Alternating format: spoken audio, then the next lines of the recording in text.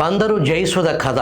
ఈమె మాజీ మంత్రి పేర్ని వెంకటరామయ్య ఇలియాస్ పేర్ని నాని సతీమణి. రేషన్ బియ్యం మాయం కేసులో సాంకేతికంగా జయసుధ బాధ్యురాలు, నిందితురాలు. ప్రధాన సూత్రధారి పేర్ని నాని అనే విషయం మీకు తెలుసు, పోలీసులకు తెలుసు. మరి పోలీసులు నిద్ర ఎందుకు నటిస్తున్నారు? గోడౌన్ మేనేజర్ మానస్ తేజ్ ను అదుపులోకి తీసుకున్నాక ఆధారాలతో ఈ విషయం నిర్ధారణ అయింది. పేర్ని నానిని పోలీసులు A6గా చేర్చారు. అయినా వెంటనే ఎందుకు అరెస్ట్ చేయలేదు?